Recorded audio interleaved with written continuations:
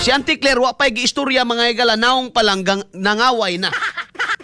Diba? O, paminaw na to mga higala ang interview, no, sa mga media, mga higala, kagahapon, no, sa kang Vice President Sara Duterte. Doon na siya mensahe, kang Auntie Claire, mga katropa. XFM Katropa. Si Claire Castro is a spokesperson of the President and the Office of the President, or hindi ko alam kung kaninong spokesperson siya. Pero by the fact na spokesperson ka at merong seal ng Office of the President dyan, dapat maging professional ka sa mga sinasabi mo. She doesn't have the liberty na tulad sa atin, no, na pwedeng magsalita ng kahit anong iniisip natin at kahit anong opinion natin. Kasi nagsasalita tayo para sa sarili natin. Pero kapag may scene, sa likod mo, sa harap mo, kung ano yung professionalism na hinihingi galing doon sa opisina na yon, yun dapat ang ipakita at ibigay mo sa taong bayan.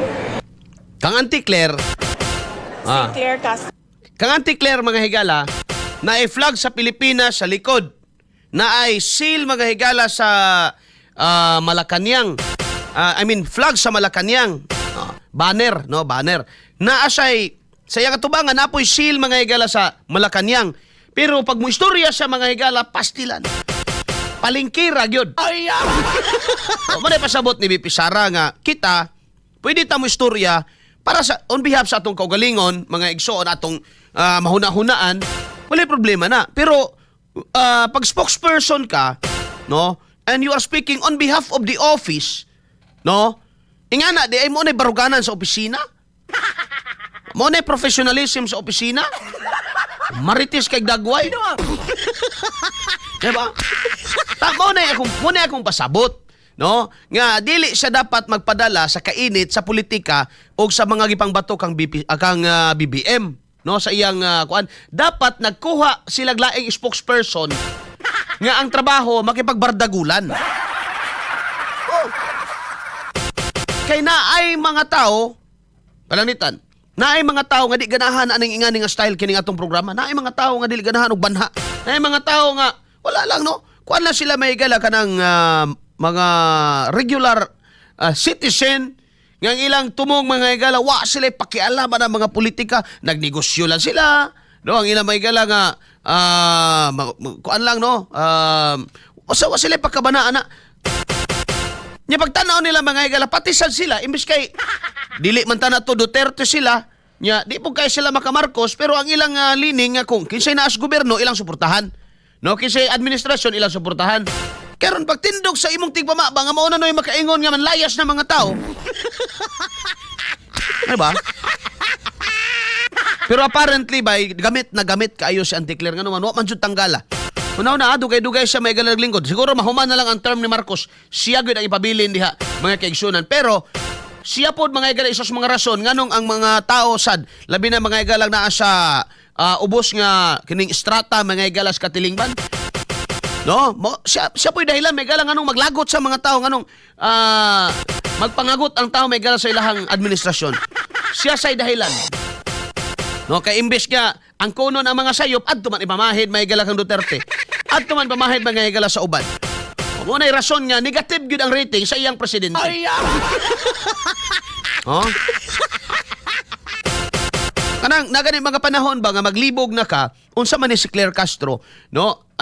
Is she speaking on behalf sa iyang kaugalingong opinion o sa iyang opisina? Kay ang iyang opinion dili magmatter na to. Wa tay labot anang iyang opinion. No? Wa tay pakialam anang iyang opinion. Kaya kung mabarog siya may galang nga naa sa seal at tubangan naa sa iyang opisina mga kaigsunan, dili magmatter ang iyang opinion diha. Ang tanan niya magmatter diha ang facts. Ang tanan niya mag-matter diha unsa gihimo sa ilang administrasyon, sa iyang presidente, no? Nya dapat bridge siya, no? Bridge. Tulay siya. Dili siya tigputol sa relasyon mga higala sa gobyerno ug tao. Lahi man siya kay pag kuan man siya kanang attack dog. Mura ganang iro hiniktan ba nga di ka kasud ba higala kay nagihikot siya sa gate. Nga, nagatubang palang daan mo, has ka nang isuga, mga higala. Saan mo pag-atraka na, di yung kakasod. Alas 7:52 na may galantag na sa atong pagbanang kumaduban, samtang. Padayon ta, mga katropa. No, balik ka na to. Ang, so may, kuan nyo, ana, no, may buntag ni mo dia, Alfredo Hicali. Tama ba na? No, ganang gingon ni BP Sara nga dapat mahimong profesional si kuan kabalo ko pagkalunes ani banat-banat gyud ni Chanticleer. Na. Tawa na mubalos na gina. Kuyaw na mubalos bay. Mo ana na pud na mo pakit, mo ana na pud na og mga anang iyang mga newspaper nga gipang-cutting. Oh, mo ana na pud na. Nakita nyo to? Mo ana na pud. Mo ana na pud na Chanticleer. Makaingon lagi kausahay nga mura mga batang gamay oy. Tanawa na pagkalunes, pagkikposta ko, di ba, balos yun na si Chanticleer. Pagkita kahibaw ba si karon kay, business man ron, apa may preskon ron? Simple na, may gala nga, pabalunan ka karon si Manaha, makalagot, di mo? Pabalos na may gala karon si Manaha. Birahan na yan as BP Sara, kaya sa ingon ni BP Sara gani, Gab, dapat si Chanticleer maging profesional. Kada, diha lagi mga higala na mo ingon lagi na si Chanticleer nga, professional ba ang ipapatay mo ang Pangulo? Wala na. Alam na yan. Oh. Professional ba ang... Kini po mga media uban mga higala, ila pong sugnuran. Wala man na itubag si Chanticleer, ugway mangutana. No? Ugway mangutana ba? Naman na yung mangutana dayon. Ma'am, Arnel Cortez po from XFM Network Philippines.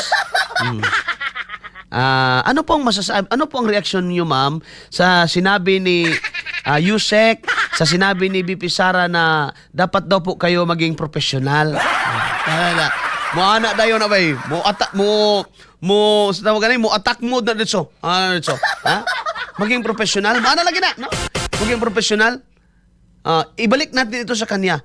Profesional ba ang mag-hire ng isang killer para ipapatay mo ang Pangulo? Diba, na?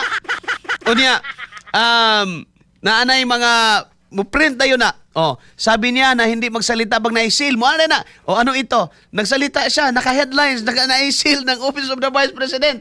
Na, expect ka sa Lunes, na-headline,